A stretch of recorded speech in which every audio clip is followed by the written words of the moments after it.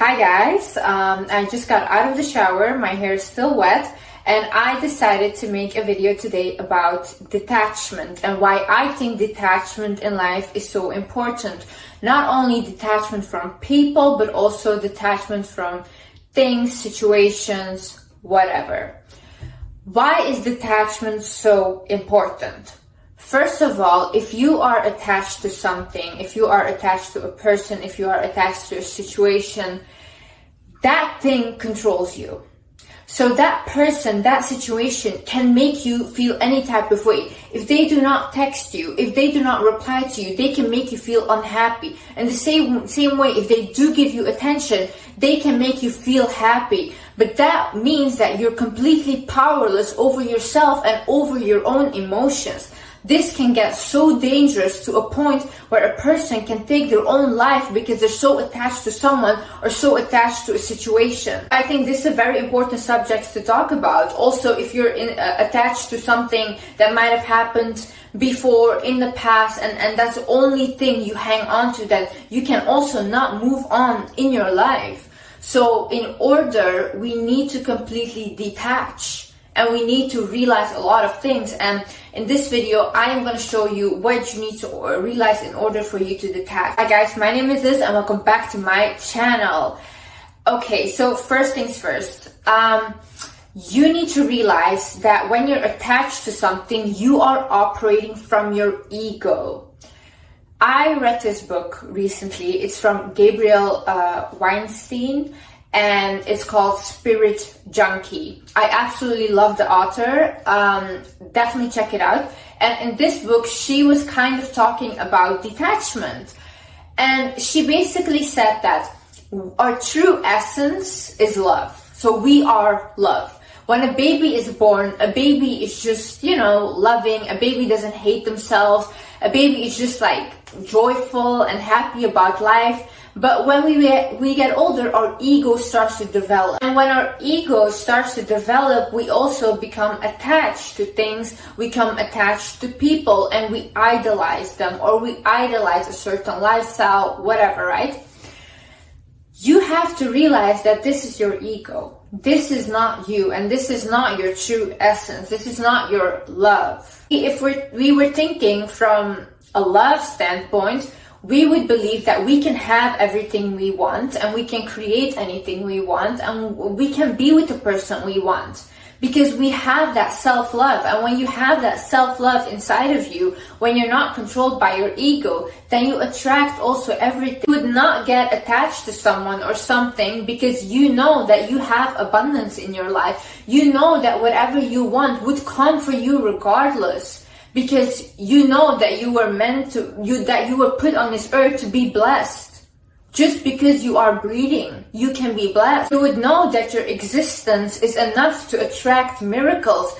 There is no lack in life if you're operating from love, but our ego makes us believe that we're not good enough. Our ego makes us believe that another person's life is better than you and that you cannot have that. But that's not reality. Our ego makes us put other people on a pedestal and makes us obsess over them because it makes us feel like we're not good enough and we will never be on their level. But if you put yourself and that person that you idolize in a situation where, for example, you guys are in a plane crash together and the plane is falling down, do you think that other person is special? No, you wouldn't look at them that way. You would literally just be fearing for your life, I think this is also a big misconception about the things that I preach because I love to say, you're amazing, you're special, you're unique to myself in the mirror. But that's also what I say to myself, to help myself with my self-confidence and to work on my inner child and healing my inner child. But at the same time, I do not go out and think that I am better than anyone or that I'm special or that I'm unique. I'm not.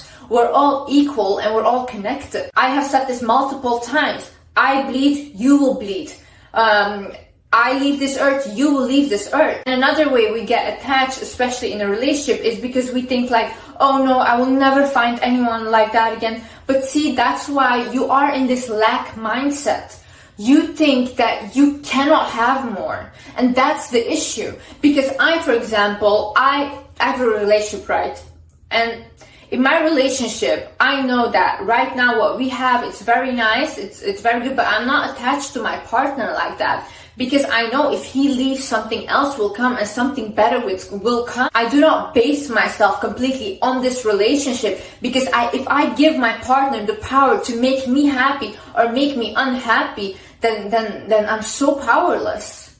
It all depends on me. I can make myself happy. I can make myself fulfilled. And whatever he gives me is just extra. I'm not looking for someone to complete me, because I'm complete myself. Anyone that has been in a long-term relationship knows that if you do not have that individuality in the relationship, and if you do not have separate hobbies, separate things that you guys like to do as well, you will become depressed. Because at the end of the day, everyone likes their space. Everyone needs some space sometimes, and you have to understand that. You have to realize is everyone that comes into your life has a purpose in your life. See, I believe throughout my whole life, I have been guided. I have had so many miracles happen. And honestly, I would love to talk about them, but I think like a lot of people are not ready to hear these things, and they will not believe me simply. So I'm not going to put these things out there. But I know for myself, a lot of miracles have happened in my life, and I've always been guided.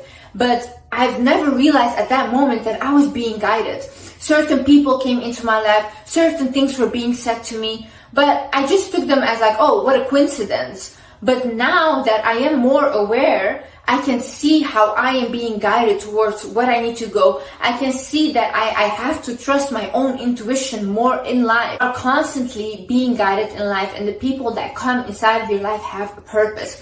I believe that when we have a partner, I believe that when we meet certain people that we create something with, we have a soul contract with them, right? So that person is meant to be in your life. Whether it was a good relationship or it was not a good relationship, that person was meant to be there to elevate you. And it will always be elevating you. There is nothing bad about it. Even though it was a bad relationship, you became wiser because of it. You learned a lot about yourself and about other people. And that person was meant to teach you that. That person was supposed to show you a side that you need to work on in life. I believe we are put on this earth to work on our traumas. I believe that we are put on this earth to constantly evolve and learn more and be willing to learn and become more conscious. I've had conversations with doctors. I've had conversations with artists. I've had conversations with other YouTubers, that when I sat down and I talked to them, they made me realize so much about myself. And they said the same thing. They said, Liz, I can see that we were meant to meet because you made me realize this. And now I can go work on this, because it turns out I still am triggered by this situation and I didn't know. So when these people come into your life, do not look at it as like, oh my God, like what is happening? No, what is this teaching me? What do I have to deal with that I didn't realize before? When you see that everyone has a purpose, you can also see that, oh, okay, when this relationship ends, that person did his purpose. You did your purpose in his life, he did his purpose in your life, and then you guys were meant to separate. You guys were only meant to be together for a period of time, and when the contract ended, you guys were meant to separate. And when you have that understanding that life works that way, it becomes much easier to not attach yourself, because you can see the value of the relationships, of the friendships, of the people in your life. Another thing is you need to stop creating fantasies about the situation, about this person. We as humans, we naturally like to fantasize, right? But if you start to do that, you can make this person into something, or this situation into something that they're not. And after that, you get upset because you think, oh, why did they do that? Because you created a false fantasy in your head about this person. But honey, they were never that person. You did that to yourself by creating this attachment. You have to go into situations, whether it's a job, whether it's a relationship, thinking it just is what it is. It will be what it is, you know. Just go with the flow and don't try to create, oh, it has to be like this, oh, this has to happen, whatever. No, that means that you're not living in the present moment. If you're not living in the present moment, You will never be appreciative of it, first of all, and it will never be good enough for you. It will never be good enough because you know what? People cannot live up to your fantasy in your head because your fantasy is not real. You're talking to real people.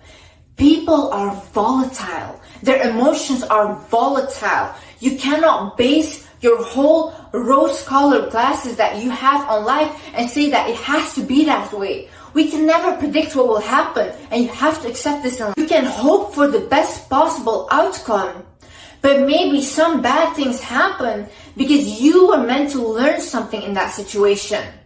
But you did not calculate that in your fantasy. You just thought, I want everything to be perfect. But what if something bad happens, then you get sad about it, and afterwards it would be perfect. So it doesn't go your perfect plan way, but another way. The thing is, get a life.